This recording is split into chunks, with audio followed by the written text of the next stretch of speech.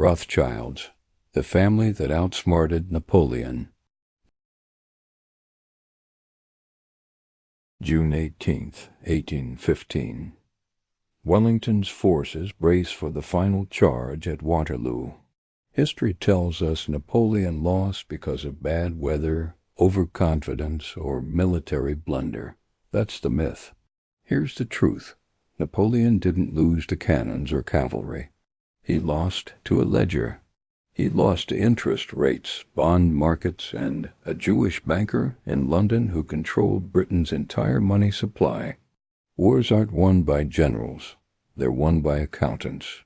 And the Rothschilds knew this before anyone else did. Let's rewind. Before Waterloo, before the banks, before the empire, there was a cramped ghetto in Frankfurt called the Judengasse. 3,000 Jews packed into a narrow lane, barred from walking at night, banned from public spaces, forbidden to gather in groups larger than two. This was not a neighborhood. It was a cage.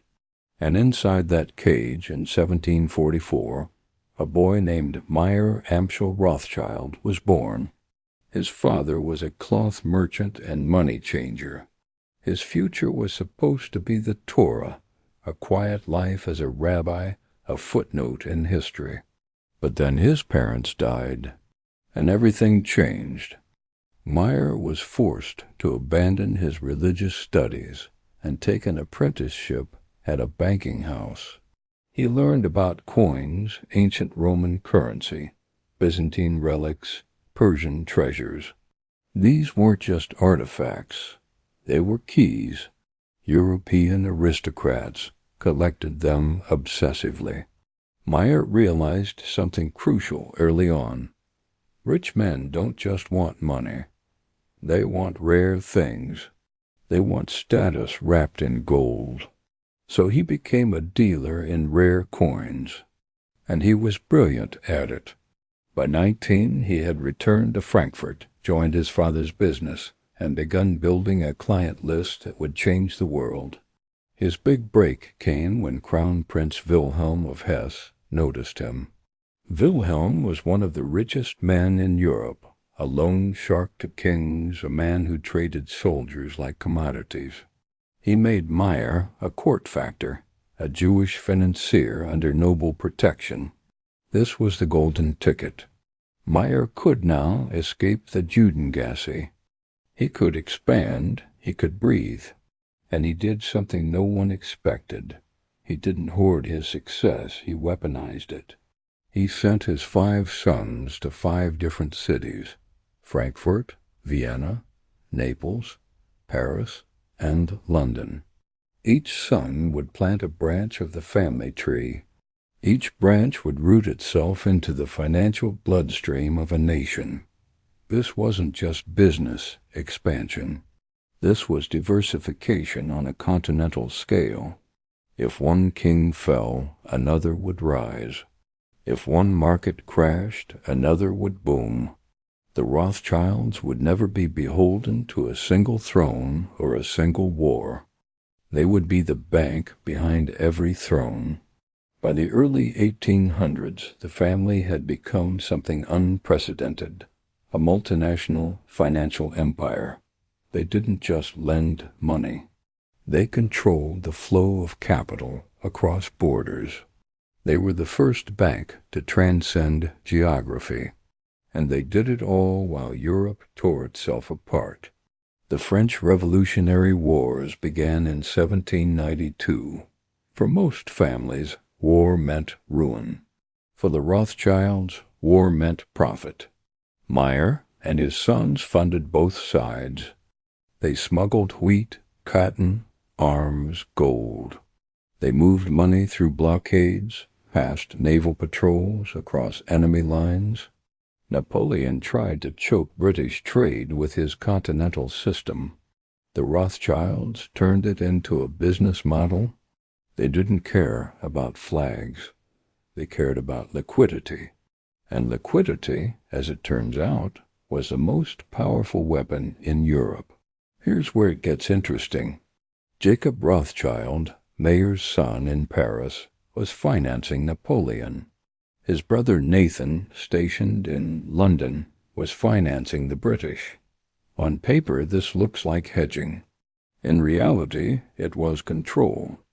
As the war dragged on, it became clear that Britain's victory would be more profitable. So Jacob began restricting funds to Napoleon, slowly, quietly. Nathan, meanwhile, poured money into Wellington's campaign. He didn't just fund the war effort, he funded the outcome. The fate of Europe wasn't decided at Waterloo. It was decided in a London counting house. Nathan Rothschild was the smartest of mayors' sons. He understood something fundamental. Information is worth more than gold. So he built a private courier network faster than any government's. His agents used carrier pigeons, fast ships, coded messages. When Napoleon was defeated at Waterloo, Nathan knew about it a full day before the British government. A full day. Let that sink in. While London waited for news, Nathan moved. He bought British bonds at rock-bottom prices, bonds that had crashed during the panic of war. Then, when the news broke, the market exploded. Nathan sold. The profit was staggering. Some estimates put it at over £1 million, a fortune beyond comprehension. But this move had consequences. Napoleon had been kind to the Jews. He'd given them citizenship, ended centuries of discrimination, opened doors that had been locked for generations. For a prominent Jewish family to bankroll his enemies, that was seen as betrayal. French intellectuals began writing about the Rothschilds as symbols of greed, of rootless capitalism, of transnational conspiracy. This wasn't just criticism. It was the birth of a narrative, a dangerous one. The Rothschilds became the face of everything people feared about modernity: invisible power, stateless loyalty, wealth without borders. This narrative would haunt them for over a century. But in the short term, the Rothschilds were unstoppable. Meyer Amschel died in 1812, but his empire lived on. His sons shifted focus from war loans to infrastructure. They funded railways across Europe. They invested in coal, iron, steel, the Industrial Revolution itself. They didn't just finance progress, they owned it. Nathan secured the rights to mercury mines in Spain, giving the family a near-global monopoly on refining gold and silver. He became the banker for the Bank of England and the Royal Mint. Think about that. A Jewish immigrant's son, born in a ghetto, now controlled the currency of the British Empire. The family's strategy was ruthless in its simplicity. They avoided tangible assets, no vast estates, no gold vaults that could be raided. Everything was liquid: stocks, bonds, debts, paper. If a pogrom broke out, if a king turned hostile, there was nothing to seize. The wealth was invisible, untouchable, and it grew. By the mid-1800s, the Rothschilds were the richest family on earth. Their combined fortune dwarfed entire national treasuries.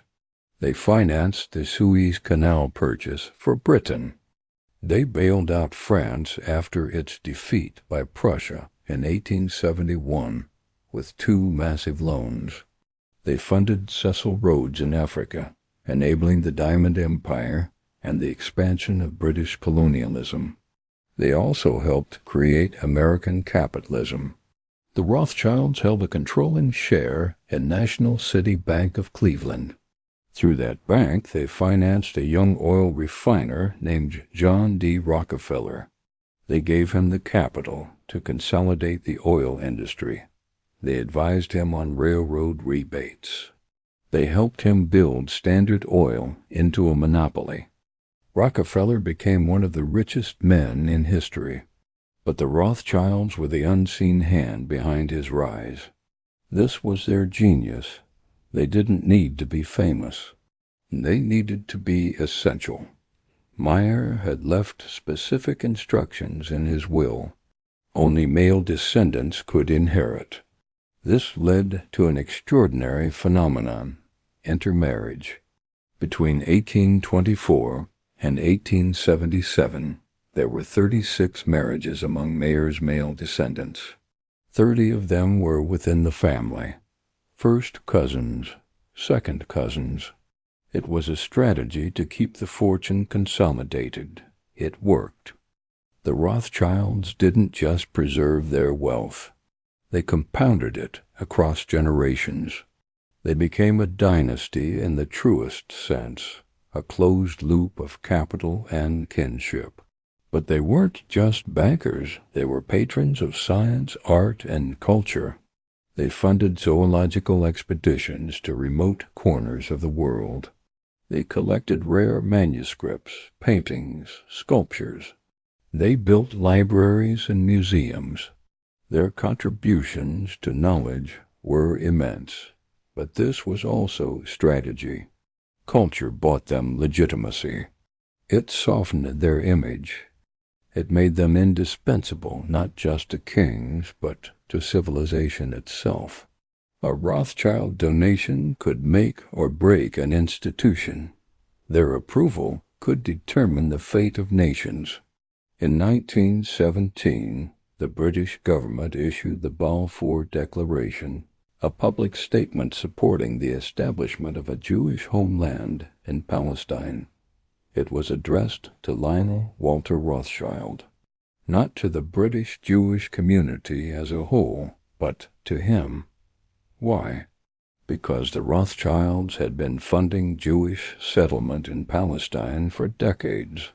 They had invested in schools, hospitals, infrastructure. They had laid the financial groundwork for what would become Israel. Whether the Balfour Declaration was influenced by this is debated, but the fact that it was addressed to a Rothschild speaks volumes. By the early 20th century, the family's influence was at its peak. They had members in Parliament. They had been elevated to the peerage. They were barons, lords, advisors to kings. But empires, even financial ones, don't last forever. The cracks began to show. The first branch to fall was Naples. In 1860, Italian nationalists under Garibaldi captured the city. The Rothschilds, with their international ties, were seen as outsiders. By 1863, the Naples branch was closed. It was a warning sign. Nationalism was rising, and nationalism hates cosmopolitanism. Next was Frankfurt. The original branch, the one Meyer himself had founded, closed in 1901, not because of politics, because of biology. There were no male heirs. The family's own rules strangled the branch. Then came the real disaster. In 1938, the Nazis annexed Austria. The Vienna branch was seized. Family members were imprisoned. Louise Nathaniel de Rothschild was held for ransom. The family paid. She was released. But their homes, businesses, art collections, everything was stolen. The Nazis liquidated centuries of accumulated wealth. It was systematic. It was brutal. And it was a preview of what would come. In occupied France, the Vichy government seized Rothschild properties. The Paris branch survived the war, barely. But it didn't survive French politics. In 1982, under a socialist government, the Paris Bank was nationalized. It was a symbolic defeat. Napoleon's ghost had finally won. By the end of the 20th century, 4 of the 5 original branches were gone. Only London remained. The empire had fractured.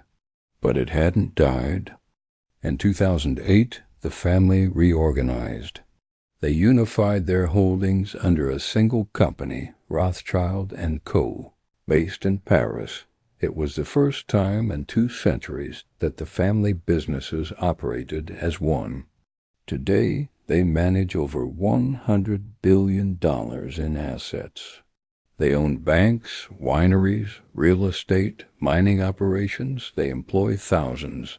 They generate billions in revenue. One of Nathan's original banks still reports healthy profits. In 2022, it posted $3.2 billion in revenue. The Rothschilds are still here, still powerful, still quiet. But their true wealth isn't measured in dollars. It's measured in influence. It's in the institutions they built, the wars they financed, the empires they shaped. The Rothschilds didn't conquer nations. They bought them. They understood before anyone else that sovereignty is solvency. A nation without credit is a nation without power, and they controlled the credit. They were the lenders of last resort, the bankers to kings, the invisible hand. Their story is a reminder of something most people don't want to accept. History is not decided by ideology or courage. It's decided by cash flow. Napoleon lost because he couldn't pay his soldiers. Britain won because Nathan Rothschild kept the gold flowing. The Industrial Revolution happened because the Rothschilds financed the railroads. Israel exists in part because the Rothschilds funded the settlements. These aren't conspiracies. These are facts, documented, archived, written in the ledgers. The Rothschilds were not supervillains. They were not puppet masters. They were opportunists. Brilliant, ruthless, patient opportunists. They saw the world as it was, not as people wished it to be, and they exploited that gap. Meyer Amschel's decision to send his sons across Europe wasn't visionary. It was survival. His decision to deal in liquid assets wasn't genius. It was necessity. But those decisions compounded over generations. And they built an empire that outlasted Napoleon, survived Hitler, and endures to this day. Think about the scale of that. A family born in a ghetto banned from basic freedoms built a fortune that rivaled nations. They did it without armies, without land, without a single shot fired. They did it with ledgers, bonds, and information. They understood the most fundamental truth of power. Money doesn't follow power. Power follows money, and the Rothschilds controlled the money. Today, most people have no idea who they are. Their banks operate under different names. Their wealth is diffused across holding companies. They've faded into the background. And that's exactly how they want it, because visibility is risk. And the Rothschilds have always been very, very good at managing risk. They've outlasted monarchies, dictatorships, revolutions, world wars. They've survived because they never tied their fate to a single nation or ideology. They were always transnational, always liquid, always one step ahead. So what's the lesson here? It's simple. The real power in history isn't worn on a crown or a uniform. It's written in a balance sheet. The side with more credit wins. The side that runs out of cash loses. Napoleon had the Grande Armée.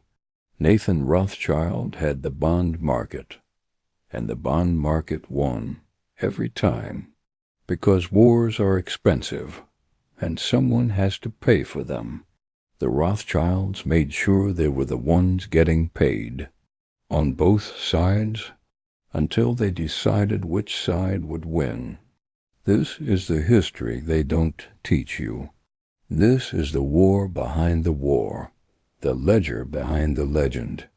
And if you want to understand how the world really works, you need to understand this. Forget the generals. Follow the gold. Follow the debt.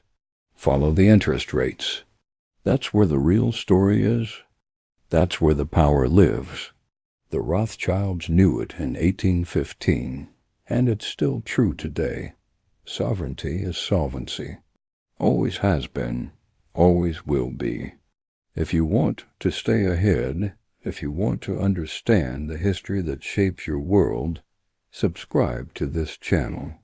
Because the people who control the narrative control the future, and the people who understand the ledger control everything else.